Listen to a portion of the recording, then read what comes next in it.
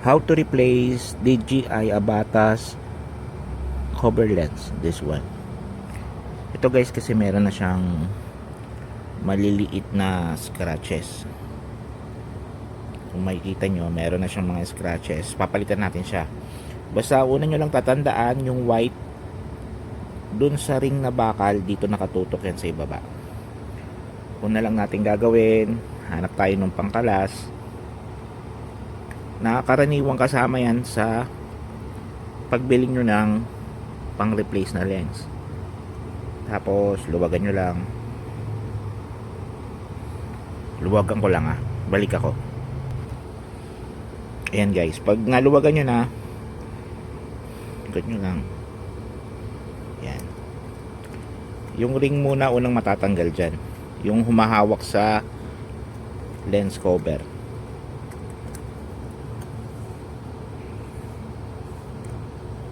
Sikot nyo lang. Kinagandahan dito sa Abata 360, kahit magasgasan nyo yung lens, replaceable siya. Tsaka kahit ikaw lang maggawa, kaya na. Kasama naman yung kit sa set nung lens. Ito yung white na sinasabi ko na dapat dito nakatutok sa ilalim. Ayun, may kuwit siya. Ano yan? Ano yan? Wala ka. Tapos merong suction cup ko, pangkuha dito. Dikit nyo lang. Medyo alug-alugin nyo lang. Medyo masikip yan kasi may goma sa ilalim. Yun, angat ko na. Tapos check nyo lang. Ayun, makikita nyo merong goma sa ilalim. Kukunin natin yan, yung gomang yan. Linis konti. Ayan, babalik natin ulit sa dati. Pag nadumihan nyo siya, or dun sa pinagpapalitan nyo merong mga alikabok, maalikabok, meron tayong pangbuga. Kasama yan dun sa kit. Tapos meron ding maliit na brush para kung sakaling may mga mahirap tanggalin na dumi. Ayan, may kasama rin siyang brush. Okay, so balik na natin. Asan na ba yung kasama? Ayun, ito yung kasama sa kit niyan. Balik ako ulit. Kunin ko lang yung ano. Ito na yung bagong lens. Papatong lang natin, siguraduhin lang natin yung o-ring na goma nakasakto sa gitna. Lapag lang natin to. So hindi naman masyadong malikabok dito, kaya pag meron, bugahan lang. Tapos balik na ulit yung ring sa gitna.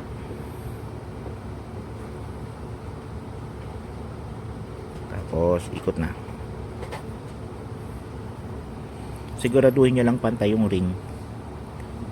Kamay muna bago yung gamitan ng tools. Parang sa motor lang. Siguraduhin yung pantay, silip-silip sa lahat ng side bago tuluyang higpitan.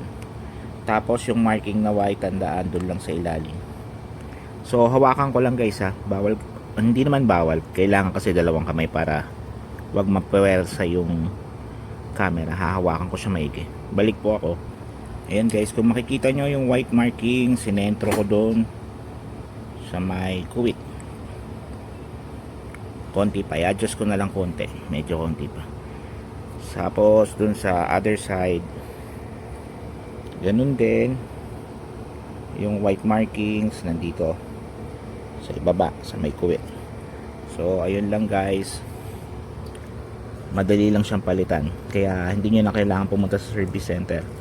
Kayo na lang, basta bili lang kayo ng magandang pang replace na lens. So ito yung pinagpalitan ko. Kung hindi naman masyadong visible yung marka, pero pinalitan ko na rin para sigurado. Itong isa, ito medyo visible to Pakita ko po sa inyo, wait lang. Ito yung isa. Ewan ko po kung nakikita nyo yung gas, pero nakakapa siya sa ano Oo. Yun lang guys. Maraming salamat sa panonood. Sana may natutunan kayo. Please don't forget to like and subscribe. Thank you po.